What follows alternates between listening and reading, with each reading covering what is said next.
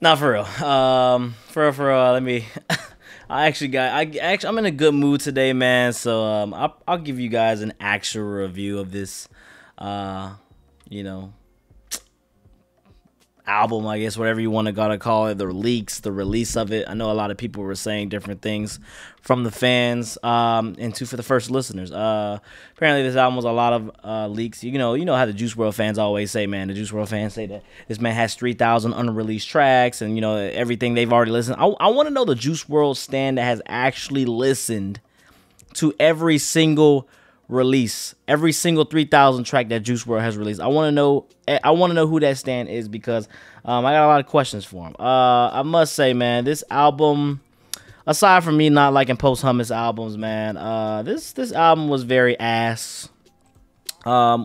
With a lot of with some high key, some high moments. There was definitely tracks that I enjoyed on here, like "Wander to LA." As much as I joked around with it, I told you guys that track is an actually cool track.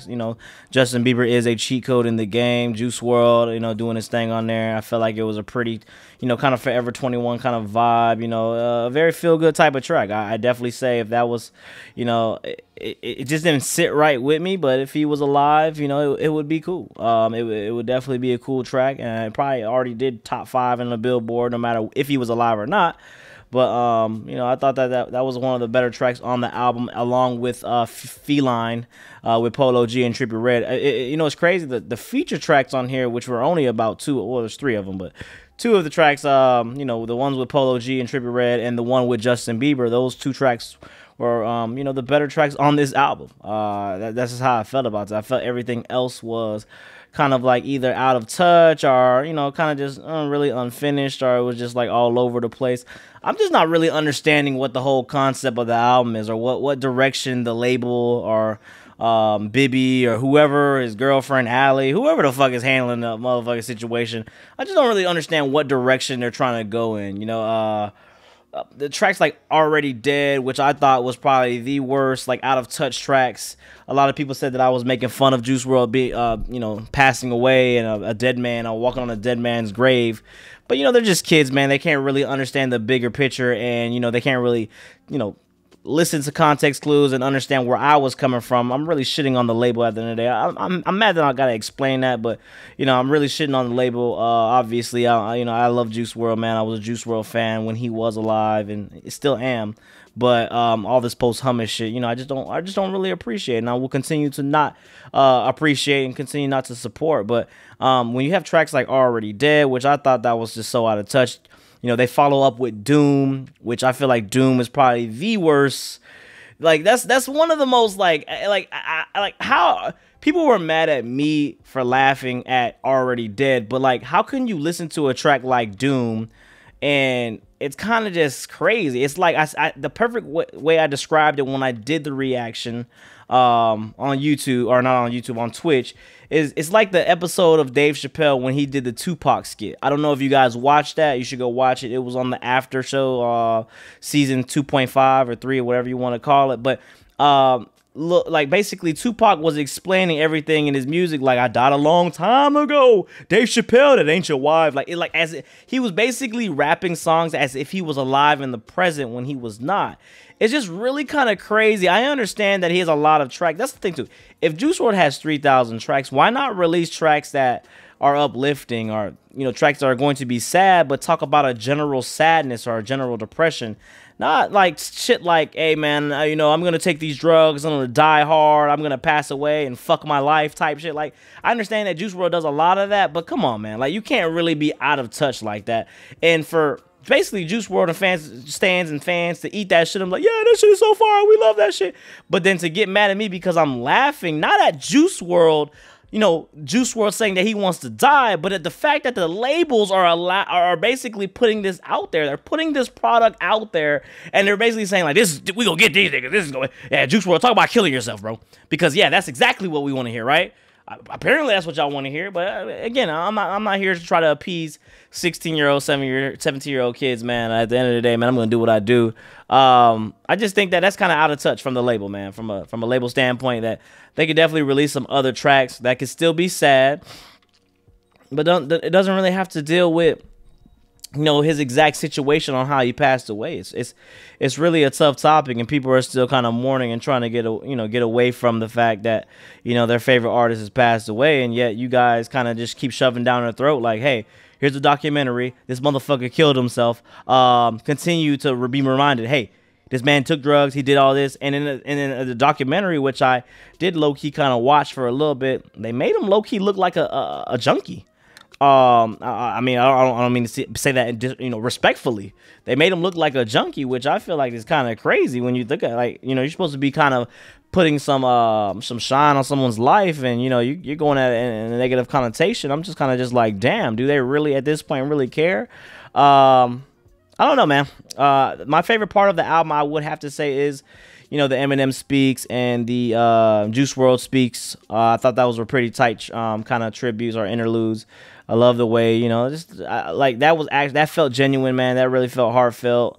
You know, just hearing like old footage and shit, and just hearing Eminem kind of speak on his own battle with addiction and battle with alcoholism and drugs and all that, and to see where he came from. And it was kind of, you know, pretty tight listening to Eminem speak. So exactly what the track was called. That was probably the only track that made my playlist. Feline, actually Wander to LA also made my playlist, and Feline was a close, but I just couldn't really kind of just fuck with it. There was another track on here that was pretty terrible on here. I believe it was Until the Plug Comes Back Around and From My Window. Those were some very, very, very tragic tracks, man, and not in good tragic. It was terrible tracks, straight dumpster juice goose way. Y'all know how I feel about that. This is me talking from a reviewer, right? Reviewer, whatever you guys want to call me. I'm not talking about it like being biased. I'm talking about this album was really, you know, it was just put together as of like, hey, we're just gonna put some more leaks. Apparently, you guys already listened to the leaks, and I just didn't understand what the whole concept of the album was. Fighting demons. You know, like, I just didn't get it. And then having Sugar from BTS, and, you know, the Juice WRLD stands will tell you, like, oh, he worked with BTS and Sugar, yeah, he was, whatever, man. Like, the motherfucker did a track with BTS, bro. All right, of course that was going to do numbers. We all know Korean pop, K-pop is one of the biggest genres in the world, and BTS is one of the biggest groups together in the world. Man, that was going to do numbers. I feel like at this point, man, if you cannot see it, this is me talking to, like, as a neutral person. If you cannot see what's happening, man, then you are just blinded by the lights. Shout out to The Weeknd. All right, you really don't want to see it. You don't want to be awake. You don't want to learn. You don't want to understand. You want to be selfish. You don't really give a fuck about Juice WRLD. You really just don't care, because if you can't see what is actually, you know, happening in front of your eyes, it's quite obvious nowadays. But I mean, apparently people are gonna say that I'm a hater. They're gonna say I'm stupid. You know, they're gonna say I'm a grown ass man. Don't listen to it then. Blah blah blah. Guess what, man? This is my fucking job. And as for all the people that are saying that, well, you're using your Patreon. By the way, full video is on Patreon. If you want to go watch it, it is on Patreon. Yeah. If you guys want to say that, oh, I'm milking it. So you guys are mad at me for milking it, quote unquote, but you're not mad at the label for milking it? Oh, okay. That's cool. You want to call me a hypocrite? Well, call yourself a hypocrite because you support the label, but you don't support me doing it. Oh, that makes sense. But as long as you guys get the music, it's perfectly fine, right? Yeah, let's call that selfishness right there. Anyways, man, yeah, the full video is on Patreon if you want to watch it. I'm not putting this reaction on YouTube. My Patreon has always been there, and I've always put all my full VODs on there. So if you want to go watch it, it is there. But I just think that you know, the Black Mirror episode is kind of coming into real life. When you look at it, man, you know, the Juice WRLD is still selling, and he's still moving numbers. I think he did what, 200 or 150,000 first week. Don't quote me on that. I believe that's what my Twitch stream told me when they said that. So in terms of Juice numbers, man, that is definitely showing that a lot of people are not in support. Definitely half or more than half from his previous album. His previous album, I believe it did 500,000 or it did 400 something thousand. Don't quote me on that as well, but I know it was a substantial number. And for it to kind of basically be cut into, you know, 75%, that's a big jump, man. And it kind of shows you, man, analytics don't lie. All right. Analytics tell a story. They don't tell a full story sometimes, but they do tell a hell of a story. All right. And for that to actually go down to 140K, man, it just goes to show you, man, a lot of people are waking the fuck up and starting to realize what's really going down. I just think that this album not that it's bad in terms of Juice World, but I just think that there's no cohesion, there's no you know, kind of topic, there's no feeling behind it. It just feels like a lot of leaks and a lot of tracks are kind of just, hey, let's put this out and let's get it, let's sell. That's kind of how I feel about it, man. That's real shit.